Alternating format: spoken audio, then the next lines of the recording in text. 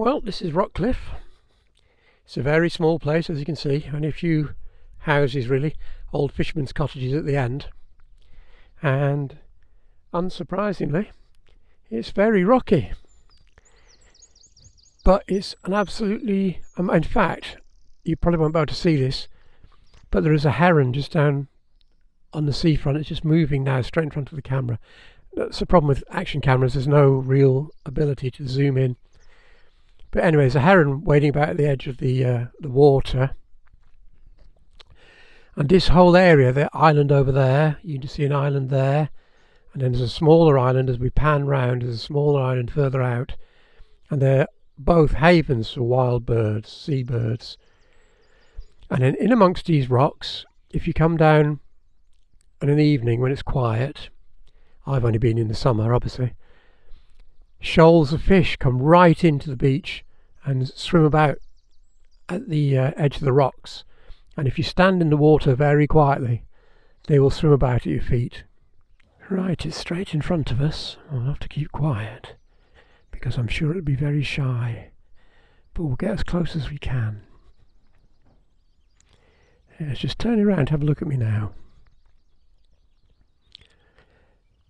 Beautiful bird.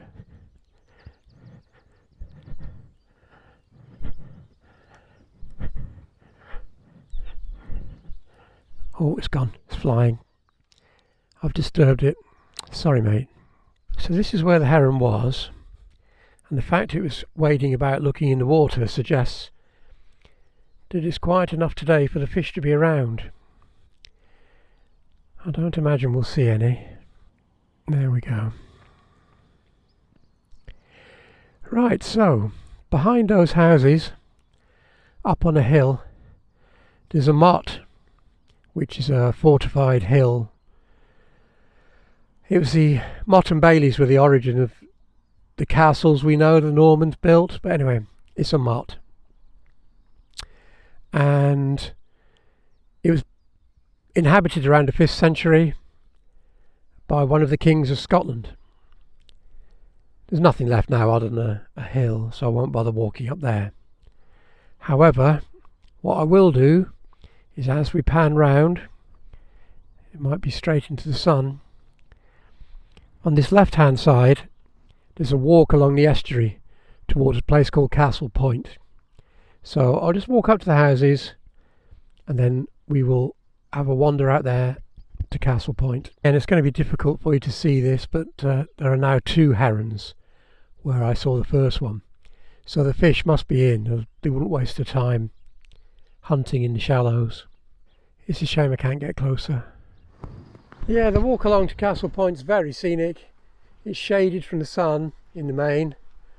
You have the sea to your right, you've got access to it as well. You're going through basically wood with wildflowers, a little burbling brook, and then from Castle Point, if you are the fitter type who enjoy a good walk, you can continue along this path for another 4 miles to Sandy Hills, which is where we drove past to get here. So a lovely walk. It'll pass an hour there and back. Beautiful.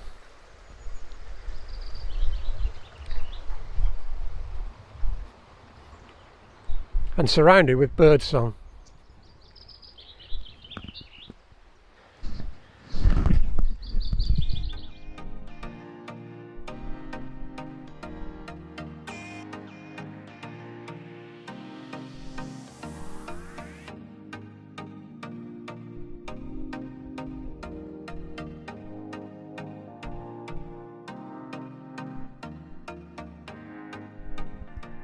More unexpected finds. Along the coastway path, here's a grave of gentleman Joseph Nelson from Whitehaven, who was shipwrecked off this part of the coast and is interred here for eternity. Not what you expect to find really, but interesting. Right, so bye-bye to Rockcliff. Wonderful walk along the footpath. It's getting on for lunchtime now, so I'm going to head down to Kirkcudbright, where I'm hoping to pick up something very Scottish for my lunch, and we'll have a walk round there and see what there is to gander at there. So onward to Kirkcudbright.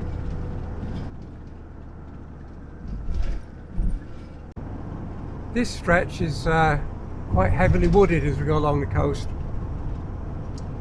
and there are lots of red squirrels along here, which are now getting really quite rare in the UK, but have managed to keep this little corner of Scotland safe from the grey who kill them. So this is a very important area for the conservation of red squirrels, and there are even road signs warning car drivers to keep an eye out for them, so you don't accidentally run any over. So there you go, another little attraction of southwest Scotland, a chance to see red squirrels. Castle Douglas, which is Dumfries and Galloway's food town.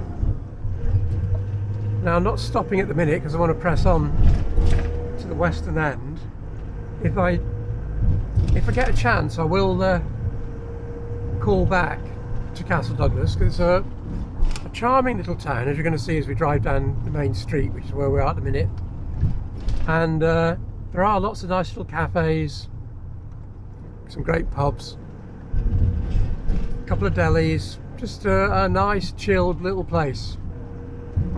Has a whisky shop, which my father used to enjoy the products of, and a small sweet shop that used to sell proper Scottish sweets from the smaller manufacturers, which have been getting progressively harder to find over the years as the main brands have taken over. But if I can, I'll call back and we'll have a look and see what we can find. But for the moment, I'm just going to have to enjoy the look at the town centre as we press on towards Kirkcudbright. Nice Greek restaurant there as well. I've eaten in there. It's very, very good. And a couple of very good butcher's shops.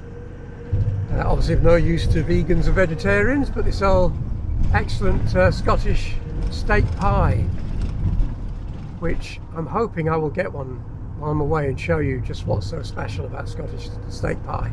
It's nothing at all like English steak and kidney pie, but again, that's for a later time. So that was Castle Douglas. There is a campsite here just further out on the left, which is phenomenally popular. It's nearly always full, and no wonder, because it's a great town, it's next to a lake, and there are lots of great places to eat. But anyway, it's over on the left by the lake. But I don't imagine I'll be able to get in even if I wanted to stay.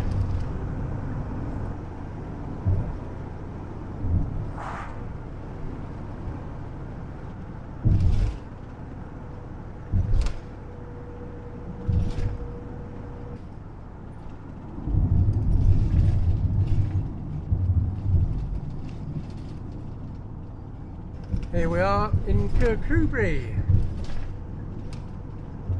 Didn't take very long. The sun's still shining. What could be nicer? Right guys, we made Kirkcudbright. The inlet from the sea is next to me. So we're going to walk into town and go in by the harbour. There are a few interesting old bits down there, and it's a nice walk along the side of the water as well. So we'll probably do all of that, which will take up a couple of hours, I would have thought, and then it'll be a drive over to Wigtown. So let's go and have a look. Well, Kirkcudbright's still a working harbour. A couple of fishing boats in.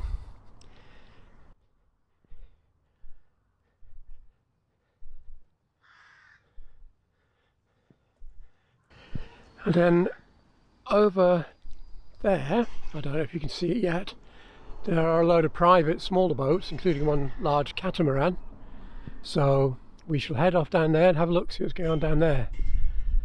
Passing this large fishing boat, which is registered in Belfast.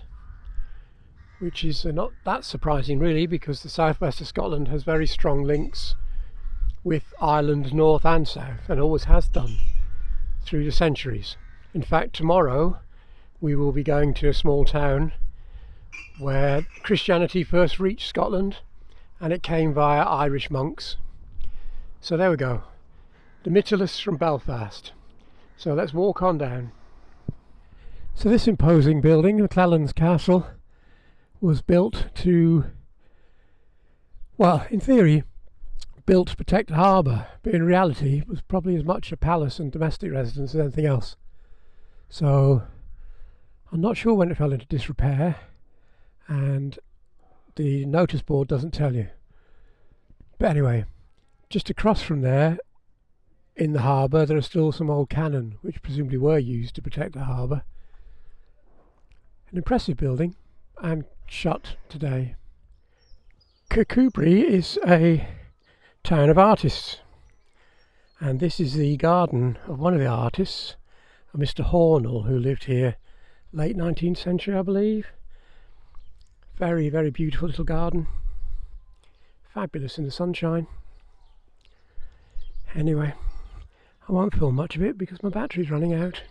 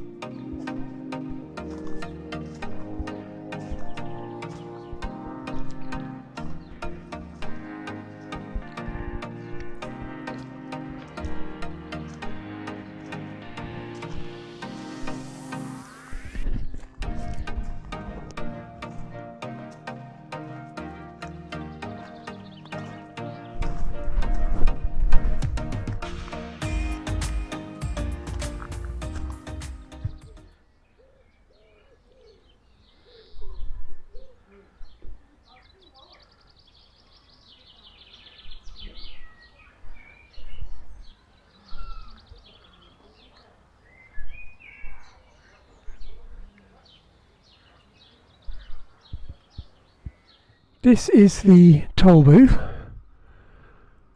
which is a medieval building now used as an art centre and tourist information. The information's open, but the arts bit isn't, obviously. Hopefully in the next couple of weeks that will change. And then at the bottom of the toll booth, at the bottom of these steps, is a fountain which was dedicated to the people of the town in, let me read this, 1768, which is quite amazing. Anyway, let's quickly turn round and show you a bit more of Kirkcudbright. The pastel coloured houses make me think it's a bit like Brittany.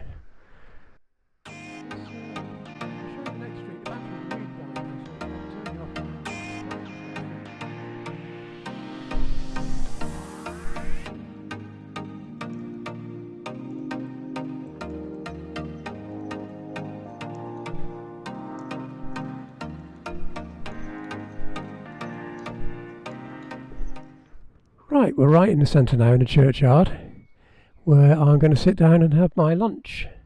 So let's have a look at that.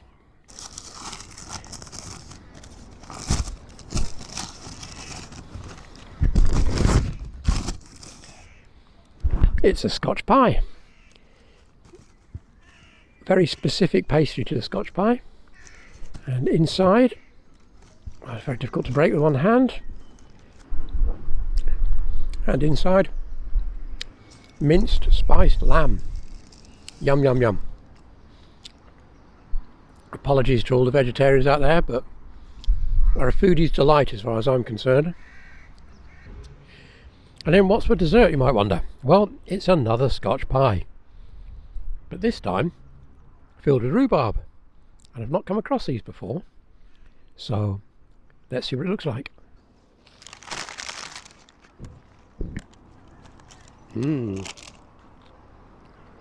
Delicious.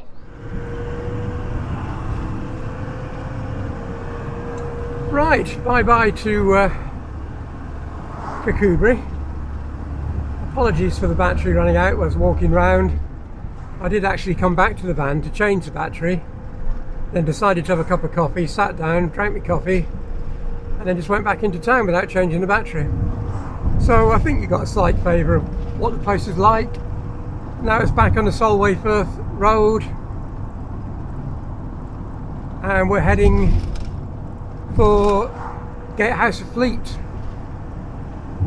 Now whether I'll stop at Gatehouse of Fleet and then Newton Stewart, I don't know.